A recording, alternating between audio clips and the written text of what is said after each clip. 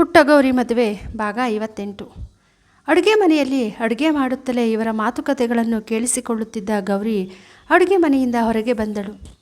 ಅಪ್ಪ, ಏನು ಯೋಚನೆ ಮಾಡ್ತಾ ಇದ್ದೀರಾ? ನಿಮ್ಮ ಮೊಮ್ಮಗಳನ್ನು ಇಲ್ಲೇ ಇರಿಸಿಕೊಳ್ಳೋದಕ್ಕೆ ಒಪ್ಪಿಗೆ ಕೊಡಿ ಎಂದಳು. ಅದು ಹಾಗಲ್ಲಮ್ಮ ಗೌರಿ, ನೆನ್ನೆ ತಾನೇ ನೀನೇ ನೋಡಿದ್ದೀಯಾ ಅವಳು ನಿನಗೆ ಎಷ್ಟೊಂದು ಟಾರ್ಚರ್ ಕೊಟ್ಟಳು ಅಂತ. ಇನ್ಮೇಲೆ ಅವಳು ಇಲ್ಲೇ ಇದ್ದರೆ ಇನ್ನೂ ಎಷ್ಟು ಟಾರ್ಚರ್ ಕೊಡಬಹುದು ಅನ್ನೋ ಭಯ ಆಗ್ತಾ ಇದೆ ಅಷ್ಟೇ ಎಂದರು. ನೋಡಿ ಅಪ್ಪಾಜಿ, ಹಿಮ ಎಷ್ಟೇ ಆದರೂ ನಿಮ್ಮ ಸ್ವಂತ ಮೊಮ್ಮಗಳು. ಅವಳಾಗೆ ಅವಳು ನಿಮ್ಮ ಜೊತೆ ಇರ್ತೀನಿ ಅಂತ ಬಂದಿರಬೇಕಾದ್ರೆ ನೀವು ಬೇಡ ಅಂತ ಹೇಳೋದು ಚೆನ್ನಾಗಿರಲ್ಲ. ಏನೋ ಅವಳಿಗೆ ಅಷ್ಟೊಂದು ತಿಳುವಳಿಕೆ ಇಲ್ಲದೆ ಆ ರೀತಿ ಮಾತಾಡಿದ್ದಾಳೆ ಅಷ್ಟೇ. ಪ್ಲೀಸ್ ಅಪ್ಪಾಜಿ, ಇಲ್ಲ ಅನ್ಬೇಡಿ, ಒಪ್ಕೊಳ್ಳಿ ಎಂದಳು. ನೋಡು ಹಿಮ, ಗೌರಿ ಇಷ್ಟೊಂದು ಕೇಳ್ಕೊತಾ ಇದ್ದಾಳೆ ಅಂತ ನಾನು ಒಪ್ಕೋತಾ ಇದ್ದೀನಿ. ಆದರೆ ಯಾವುದೇ ಕಾರಣಕ್ಕೂ ನೀನು ಗೌರಿಗೆ ಹರ್ಟ್ ಆಗೋ ರೀತಿ ನಡ್ಕೋಬಾರ್ದು. ಒಂದು ವೇಳೆ ನೀನು ಆ ರೀತಿ ನಡ್ಕೊಂಡಿದ್ದೀಯಾ ಅಂತ ಗೊತ್ತಾದ ದಿನವೇ ವಾಪಸ್ ನಿನ್ನ ತಂದೆ ಮನೆಗೆ ಹೋಗ್ತಾ ಇರಬೇಕು, ಗೊತ್ತಾಯ್ತಾ ಎಂದರು. ಹರ್ಟ್ ಮಾಡೋದು ಒಂದಾ? ಅವಳು ಈ ಮನೆ ಸಹವಾಸ, ಈ ಊರಿನ ಸಹವಾಸ ಬೇಡ ಅಂತ ಹೇಳ್ದೆ ಕೇಳದೆ ಹೋಗ್ತಾ ಇರಬೇಕು. ಹಾಗೆ ಮಾಡೋದೇ ನನ್ನ ಗುರಿ ಅಂತ ಮನಸ್ಸಿನಲ್ಲೇ ಅಂದುಕೊಂಡವಳೆ. ಖಂಡಿತ ತಾತ, ಗೌರಿಗೆ ಹರ್ಟ್ ಆಗೋ ರೀತಿ ನಾನು ನಡ್ಕೊಳ್ಳೋದಿಲ್ಲ. ನಾನು ಕೂಡ ಗೌರಿ ಥರ ಒಳ್ಳೆ ಮಾರ್ಕ್ಸ್ ತಗೋಬೇಕು ಅನ್ನೋ ಆಸೆ ಇದೆ. ಅದಕ್ಕೆ ನಾನು ನಿಮ್ಮನೆಗೆ ಶಿಫ್ಟ್ ಆಗ್ತಾ ಇದ್ದೀನಿ. ಇನ್ಮೇಲೆ ಗೌರಿನ ನನ್ನ ಒಡ ಹುಟ್ಟಿದವಳ ಥರ ನೋಡ್ಕೋತೀನಿ ಎಂದಳು. ಮೊಮ್ಮಗಳು ಇಷ್ಟು ಹೇಳಿದ ಮೇಲೆ ಅವರಿಗೂ ಬೇಡ ಅನ್ನೋ ಮನಸ್ಸು ಬರಲಿಲ್ಲ. ಸರಿ ಆಯಿತು ಅಂತ ಹೇಳಿದವರೇ ಮಗಳ ಮುಖ ನೋಡಲು ಇಷ್ಟವಿಲ್ಲದೆ ತಮ್ಮ ರೂಮ್ ಸೇರಿಕೊಂಡರು. ಆಗ ಸೌಪರ್ಣಿಕ, ಅಮ್ಮ, ಆಗಲೇ 8 ಗಂಟೆ ಆಗ್ತಾ ಬಂತು. ಈಗ ನಾನು ಮನೆಗೆ ಹೋಗಿ ಅಡುಗೆ ಮಾಡೋದಕ್ಕೆ ತುಂಬ ಲೇಟ್ ಆಗಿಬಿಡುತ್ತೆ. ಇಲ್ಲೇ ಊಟ ಮಾಡ್ಕೊಂಡು ಹೋಗ್ತೀನಿ. ಹಾಗೆ ನಿನ್ನ ಅಳಿಯನಿಗೂ ಮೊಮ್ಮಗನಿಗೂ ಬಾಕ್ಸ್ಗೆ ಹಾಕಿ ಕೊಟ್ಬಿಡಮ್ಮ ಎನ್ನುತ್ತಾಳೆ ಸೌಪರ್ಣಿಕ. ನೀನು ಬರ್ತಾ ಇದ್ದೀನಿ ಅಂತ ಮೊದಲೇ ಫೋನ್ ಮಾಡಿ ಹೇಳಬೇಕಲ್ವೇನೆ? ನಮ್ಮ 3 ಜನಕ್ಕೆ ಎಷ್ಟು ಬೇಕೋ ಅಷ್ಟು ಅಡುಗೆ ಮಾತ್ರ ಮಾಡಿದ್ದೀವಿ, ಸ್ವಲ್ಪ ಕೋಪದಲ್ಲೇ ಹೇಳಿದರು ಕಮಲಾಕ್ಷಿ. ಅಯ್ಯೋ ಅಮ್ಮ, ಪರವಾಗಿಲ್ಲ ಬಿಡಿ, ಎಷ್ಟೊತ್ತು, ನಾನು ಅಡುಗೆ ಮಾಡ್ತೀನಿ. ಅವರು ಊಟ ಮಾಡಿಕೊಂಡು ಇರೋದನ್ನು ತಗೊಂಡು ಹೋಗಲಿ ಬಿಡಿ ಎಂದವಳೆ ಗೌರಿ ತಾನೇ ಬಾಕ್ಸಿಗೆ ಊಟ ಹಾಕಿ ಕೊಡಲು ಹೋದಳು. ಸೌಪರ್ಣಿಕ ಹೊಟ್ಟೆ ಬೆರೆಯುವಂತೆ ತಿಂದವಳೆ ಗಂಡನಿಗೆ ಮಗನಿಗೆ ಪ್ಯಾಕ್ ಮಾಡಿ ಇಟ್ಟಿದ್ದ ಊಟದ ಬ್ಯಾಗ್ ತೆಗೆದುಕೊಂಡು ತಾಯಿ ಮತ್ತು ಮಗಳಿಗೆ ತಿಳಿಸಿ ಅಲ್ಲಿಂದ ಹೊರಟಳು. ನೋಡಮ್ಮ ಗೌರಿ, ಈಗ ಸಾಂಬಾರೆಲ್ಲ ಮಾಡ್ಕೊಂಡು ಕೂತ್ಕೊಂಡ್ರೆ ತುಂಬ ಲೇಟ್ ಆಗುತ್ತೆ. ಅದಕ್ಕೆ ಅನ್ನ ರಸ ಮಾತ್ರ ಮಾಡು ಎಂದರು. ಪರವಾಗಿಲ್ಲ ಅಮ್ಮ, ಹೇಗಿದ್ದರೂ ತರಕಾರಿ ಇದೆಯಲ್ಲ, ಬೇಳೆ ಸಾಂಬಾರು ಮತ್ತು ಅನ್ನ ಮಾಡ್ತೀನಿ ಬಿಡಿ ಅಂತ ಹೇಳಿದವಳೆ 1 ನಿಮಿಷ ಕೂಡ ತಡ ಮಾಡದೆ ಅಡುಗೆ ಮನೆ ಕಡೆಗೆ ಹೋದಳು. ಈ ಹುಡುಗಿ ನಾನು ಎಷ್ಟು ಹೇಳಿದರೂ ಕೇಳೋದಿಲ್ಲ ಅಂತ ಅಂದುಕೊಂಡವರೇ ಅವಳಿಗೆ ಸಹಾಯ ಮಾಡಲು ಅಡುಗೆ ಮನೆಗೆ ಕಮಲಾಕ್ಷಿಯವರು ಸಹ ಬಂದರು. ಕೊಡಿಲಿ, ನಾನು ತರಕಾರಿ ಹಚ್ಕೊಡ್ತೀನಿ. ಅಷ್ಟರಲ್ಲಿ ನೀನು ಒಂದು ಸೈಡ್ ಬೇಳೆ ಬೇಯಿಸ್ಕೊಂಡು ಮುದ್ದೆ ಅನ್ನ ಮಾಡ್ಕೊಂಡ್ಬಿಡು ಅಂತ ಹೇಳಿದವರೇ ತರಕಾರಿ ಹಚ್ಚಲು ಶುರು ಮಾಡಿದರು. ತನ್ನನ್ನು ಏನೂ ಮಾತನಾಡಿಸದೆ ಅಡುಗೆ ಮನೆಗೆ ಹೋದ ಅಜ್ಜಿಯ ಮೇಲೆ ಹಿಮಾಗೆ ತುಂಬ ಕೋಪ ಬಂದಿತ್ತು.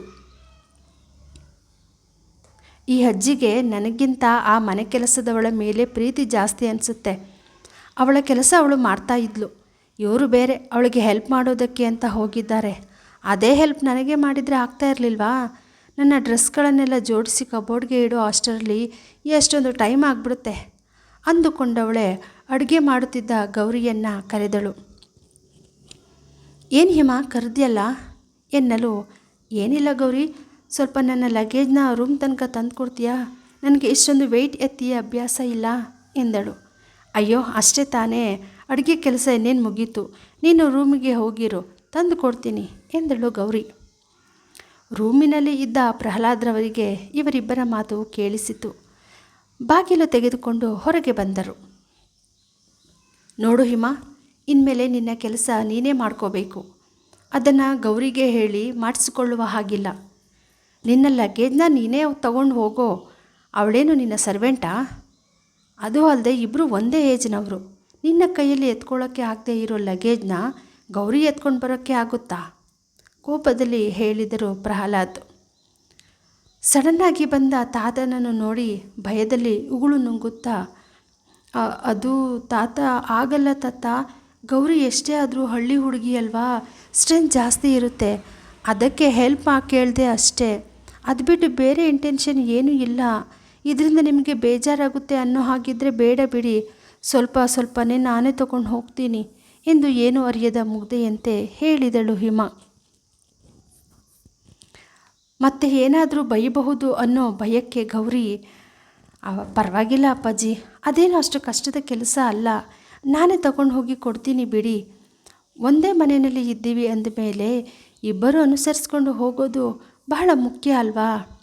ಹಿಮ ತಾತ ಹೇಳಿದ್ದಕ್ಕೆ ಬೇಜಾರು ಮಾಡ್ಕೋಬೇಡ. ಅಡುಗೆ ಕೆಲಸ ಮುಗಿಸ್ಕೊಂಡು ಬಂದು ನಿನ್ನ ಲಗೇಜ್ನ ತಂದು ಕೊಡ್ತೀನಿ. ಈಗ ನಿನ್ನ ಪಾಡಿಗೆ ನೀನು ರೂಮ್ಗೆ ಹೋಗು ಎಂದು ಹೇಳಿ ಅಡುಗೆ ಮನೆ ಕಡೆ ಬಂದಳು. ಪ್ರಹ್ಲಾದ್ರವರ ಕಡೆ ನೋಡದೆ ಹಿಮ ತಲೆ ತಗ್ಗಿಸಿಕೊಂಡವಳೆ ರೂಮಿಗೆ ಹೊರಟು ಬಿಟ್ಟಳು. ಕೋಪದಲ್ಲಿ ಮುಖವೆಲ್ಲ ಕೆಂಪಗೆ ಆಗಿತ್ತು. ಈ ತಾತನಿಗೂ ಅಷ್ಟೇ, ಆ ಗೌರಿನೇ ಹೆಚ್ಚು. ಅವಳನ್ನು ತಲೆ ಮೇಲೆ ಹೊತ್ಕೊಂಡು ನಡೆಸ್ತಾ ಇದ್ದಾರೆ. ಮೆರೆಸಲಿ, ಅವರಾಗೆ ಅವರೇ ಅವಳನ್ನು ಕತ್ತು ಹಿಡಿದು ಆಚೆ ತಳ್ಳೋ ಥರ ನಾನೇ ಮಾಡ್ತೀನಿ ಅಂತ ಮನಸ್ಸಿನಲ್ಲಿ ಹೇಳಿಕೊಂಡಳು. ಅಡುಗೆ ಆಗಿದ್ದ ಕಾರಣ ಗೌರಿ ಹಿಮಾಳ ಲಗೇಜ್ ತೆಗೆದುಕೊಂಡು ಅವಳ ರೂಮಿಗೆ ಬಂದಳು. ಮೊಬೈಲ್ ನೋಡುತ್ತಾ ಕುಳಿತಿದ್ದ ಹಿಮಾಳಿಗೆ, ತಗೋ ಹಿಮ, ನಿನ್ನ ಲಗೇಜ್, ಅಡುಗೆಯ ಕೆಲಸ ಆಗಿದೆ, ಬಂದು ಬೇಗ ಊಟ ಮಾಡ್ಕೊ ಅಂತ ಹೇಳಿದವಳೆ ಅಲ್ಲಿಂದ ಹೊರಟು ಬಿಟ್ಟಳು. ಇವತ್ತು ತಾನೇ ಕಾಲೇಜ್ಗೆ ಬಂದಿದ್ದಾಳೆ. ನೋಟ್ಸ್ ಕಂಪ್ಲೀಟ್ ಮಾಡೋದು ತುಂಬ ಇರುತ್ತೆ. ಊಟಕ್ಕೆ ನಾನು ಬೇಗ ಹೋದರೆ ಅವಳು ಕೂಡ ಬೇಗ ಊಟ ಮುಗಿಸಿ ನೋಟ್ಸ್ ಕಂಪ್ಲೀಟ್ ಮಾಡಿಕೊಳ್ಳೋದಕ್ಕೆ ಹೋದರೆ ನನಗೋಸ್ಕರ ಕಾಯ್ತಾ ಅವಳು ಲೇಟಾಗಿ ಊಟ ಮಾಡ್ತಾಳೆ. ಆಗ ನೋಟ್ಸ್ ಕಂಪ್ಲೀಟ್ ಮಾಡೋದಕ್ಕೆ ಆಗದೆ ಮಲ್ಕೋತಾಳೆ. ಇನ್ನೊಂದು ವೀಕಲ್ಲಿ ಟೆಸ್ಟ್ ಇದೆ. ಅಷ್ಟು ಬೇಗ ಹೇಗೆ ನೋಟ್ಸ್ ಕಂಪ್ಲೀಟ್ ಮಾಡ್ತಾಳೆ?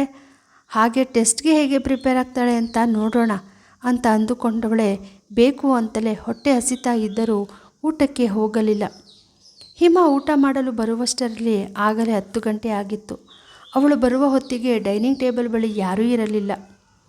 ನಿನಗೆ ನೋಟ್ಸ್ ಬರ್ಕೊಳ್ಳೋದು ಟೈಮ್ ಆಗುತ್ತೆ ಅಂತ ಹೇಳಿ ಪ್ರಹ್ಲಾದ್ರವರೇ ಬಲವಂತ ಮಾಡಿ ಗೌರಿಗೆ ಊಟ ಮಾಡಿಸಿ ಕಳಿಸಿರುತ್ತಾರೆ. ಕಮಲಾಕ್ಷಿಯವರು ಇನ್ಮೇಲೆ ನೀನು ಬರೀ ಅಡುಗೆ ಕೆಲಸ ಮಾತ್ರ ಸಾಕು, ಅಡುಗೆ ಮನೆ ಕ್ಲೀನಿಂಗ್ ನಾನೇ ನೋಡ್ಕೋತೀನಿ ಅಂತ ಹೇಳಿದ್ದ ಕಾರಣ ಅವಳಿಗೂ ರಾಶಿ ಬರೆಯೋದು ಇದ್ದಿದ್ದರಿಂದ ಕಮಲಾಕ್ಷಿಯವರಿಗೆ ಸಾರಿ ಹೇಳಿ ತನ್ನ ರೂಮಿಗೆ ಬಂದು ಬಿಟ್ಟಿದ್ದಳು. ಇದೇನು ಡೈನಿಂಗ್ ಟೇಬಲ್ ಹತ್ತಿರ ಯಾರೂ ಇಲ್ಲ, ನಾನು ಬಂದಿಲ್ಲ ಅಂತ ಎಲ್ಲ ಅವರು ಅವರ ರೂಮಲ್ಲಿ ಕೂತಿದ್ದಾರೋ ಏನೋ ಅಂತ ಅಂದವಳೆ ಅಜ್ಜಿ ತಾತನ ರೂಮ್ ಡೋರ್ ತಟ್ಟಿದಳು. ಆಗ ತಾನೇ ಮಲಗಲು ರೆಡಿಯಾಗುತ್ತಿದ್ದ ಕಮಲಾಕ್ಷಿಯವರು ಬಂದು ಬಾಗಿಲು ತೆಗೆದರು.